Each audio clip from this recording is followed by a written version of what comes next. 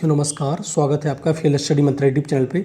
साथियों इस वीडियो हम बात करेंगे लेखपाल भर्ती और अन्य भर्तियों के बारे में जो यूपीट्रिपलएससी के थ्रू आती हैं या उनका लेखपाल रिजल्ट है या तुम्हारा अन्य भर्तियों का रिजल्ट के बारे में चर्चा करेंगे। तो सबसे पहले बात करेंगे बोरिंग टेक्नीशियन 486 पोस्टों के लिए आयोग का जो नोटिस आया है उसमें क्या है उसके बारे में बात करेंगे। Junior assistant 1262 post exam notice आपका आ चुका है कल ही, ठीक है।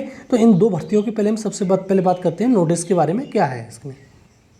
देखो साथियों, ये बोरिंग टेक्नीशियन की जो तुम्हारा डीबी हो गया है 2832 लोगों का, उसके बारे में सूचना दी गई है 30/5/2023 से लेकर 16/6/2023। आपको मालूम है बोरिंग टेक्नीशियन के बार बार नहीं बताऊंगा, लेकिन हाँ इसमें कुछ अभ्यर्थी जो इसके बारे में नोटिस दी गई है कि 37 अभ्यर्थी हैं जो आश्रित श्रेणी पर हैं, तो उनके रोल नंबर दिए गए, उनके लिए जो कट ऑफ रखी गई है वो 30 रखी गई है। तो उनका ही अब जो डॉक्यूमेंट वेरिफिकेशन है वो करना है। अब देखो जैसे कि और कब जाना है उन लोगों को 27/7/2023 को 10 बजे वहाँ पहुँचना 27/7 को। अब देखो 27 तारीख हो गई, जैसा कि मैंने बताया था कि आपको बोरिंग टेक्नीशियन का रिजल्ट आपको 30 जुलाई तक देखने को मिल जाएगा, और मिल जाता देखने को अगर ये सब कुछ घटनाक्रम ना हुआ होता। तो अब आपको 15 अगस्त तक का इंतज़ार करना पड़ेगा, ठीक है साथियों। तो ये अब देखो सूचना जो थी एकदम सटीक थी कि 30 जुलाई तक आपका रिजल्ट आ जाएगा बोरिंग टेक्नीशियन का, लेकिन अब 15 दिन आपका इंतज़ार और बढ़ गया है, ठीक है। तो पहले ही ये बात हो गई। दूसरा साथियों, आयोग के विज्ञापन संख्या जो कनिष्ठ सहायक जूनियर असिस्टेंट 1262 पोस्टों पे, उसके बारे में सूचना ये कल ही दे दी गई थी नोटिस डाल के। अब देखो 27 जुलाई को आपकी परीक्षा होगी, 10 से 12 एक पाली में परीक्षा होगी और लगभग 41-42 हज़ार लोग हैं। और जैसा कि मैंने पहले ही बताया था आपको कि आपकी परीक्षा अगस्त में प्रस्तावित है, 20 या 25 अगस्त के बीच में कभी, ठीक है। तो ये 27 अगस्त को आपकी परीक्षा हो गई, ठीक। तो जो मैं बताता हूँ कुछ ना कुछ उसके साक्ष्य होते हैं, लेकिन आप लोग मतलब बिना सोचे समझे कमेंट कर देते हैं, जो अच्छा नहीं लगता है कि आपको कुछ नहीं आता, आप मतलब इसी प्रकार की सूचना भ्रामक सूचना देते हैं। जो एक देखो होता क्या है, अब मैं उसके बाद अगले सूचना के बारे में बात करता हूँ। अगली सूचना है जेईई 2018 का रिजल्ट। अब देखो साथियों, जैसा कि मैंने पहले ही बताया था कि ये रिजल्ट देखो रिजल्ट पे पूरा काम हो चुका है। रिजल्ट में ये नहीं है कि रिजल्ट बन बिल्कुल बनाओगे नए सिरे से, रिजल्ट पे पूरा काम हो चुका है।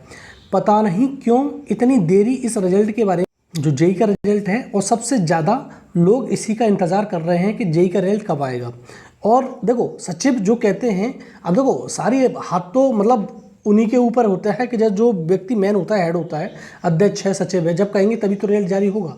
जहाँ से मुझे सूचना प्राप्त होती है मैं आपको बता देता हूँ, लेकिन हाँ सचिव ही झूठ बोल जाते हैं बार बार कि अब होगा अब होगा। तो बताओ क्या किया जा सकता है। इसमें रिजल्ट में कोई भी हिला नहीं है कि ये रिजल्ट बिल्कुल आ जाना चाहिए था, अब तक का रिजल्ट आ जाना चाहिए और जुलाई में इसका डीबी स्टार्ट हो जाना चाहिए था। लेकिन ये रिजल्ट पता नहीं क्यों देरी की जा रही है इस रिजल्ट के बारे में, अभी तक इसकी पुष्टि नहीं हो पा रही है क्या हो रहा है इस रिजल्ट के बारे में। और इस रिजल्ट के कारण, ये जो रिजल्ट है जेईई 2018 वाला रिजल्ट, इसके कारण लेखपाल भर्ती बहुत लेट हो रही है। और ये सचिव का कहना है, और पूरा जो आयोग है उसकी पूरी मंशा यही है कि जो आयोग तुम्हारा लेखपाल का रिजल्ट जो डीबी है वो हम जेईई के डीबी के बाद कराएंगे। तो यही इसका रिजल्ट नहीं दे रहे, जेईई का रिजल्ट नहीं दे रहे, जुलाई में रिजल्ट नहीं दिया, तो अभी अगस्त में अगर रिजल्ट देंगे, मतलब लास्ट तक रिजल्ट देंगे अगर इसका जेईई वाले का, तो डीबी कब कराएंगे फिर ये, तो उसका डीबी तो और लेट हो जाएगा। अब देखो मैंने पहले ही बताया था, अगर ये तुम्हारा इसका रिजल्ट कुछ भी लेट होता है, जेईई का कुछ भी लेट होता है, अगस्त के बाद जाता है, तो इसमें लेखपाल में बहुत ज़्यादा घाटा हो जाएगा, तो इसका जो डीबी है और लेट हो जाएगा। दूसरी चीज़, इसकी ज्वाइनिंग अटक जाएगी। रीज़न क्या है, अगर ये ज्वाइनिंग 2024 में क्या नाम है आचार संहिता से पहले हो जाती है तो आपको ज्वाइनिंग लेटर मिल जाएगा दिसंबर तक, ठीक है।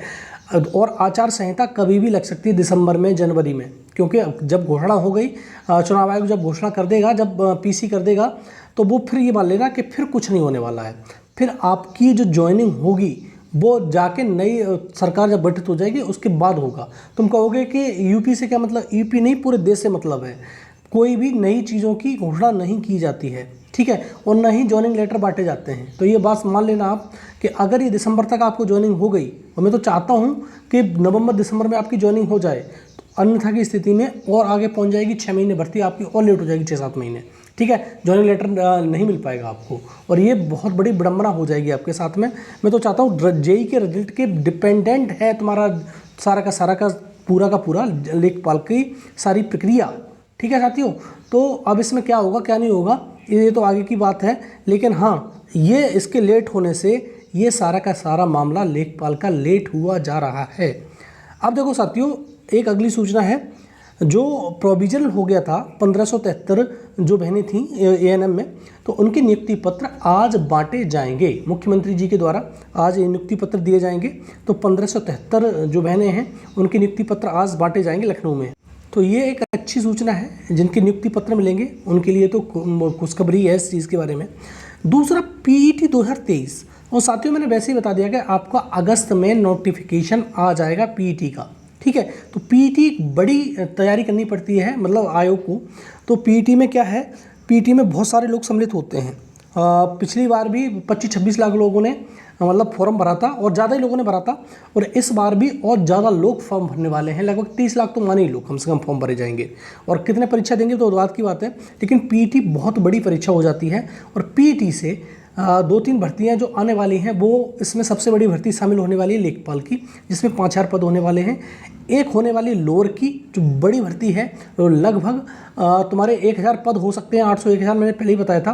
तो ये 2 भर्तियों के लिए इस बार बहुत मारामारी रहेगी। और पीईटी में स्कोर कम से कम आप 75 से 80 करो, जिससे किसी का मुंह नहीं देखना पड़े, बाद में ये ना पूछना पड़े कि इतनी कट ऑफ है मेरी, उतनी कट ऑफ है। तो 75 से 80 कट ऑफ आप मतलब कम से कम स्कोर करके लाओ। 85 तक 75 से 85 तक आप स्कोर करो, एकदम किसी भी कोई भर्ती आए सब भर्तियों में आप बैठने के काबिल हो जाओगे। ठीक है साथियों, तो ये हो गया आज का वीडियो। कैसा लगा वीडियो? अगर वीडियो अच्छा लगता है तो चैनल को सब्सक्राइब कर लो और वीडियो को लाइक कर दो। धन्यवाद साथियों।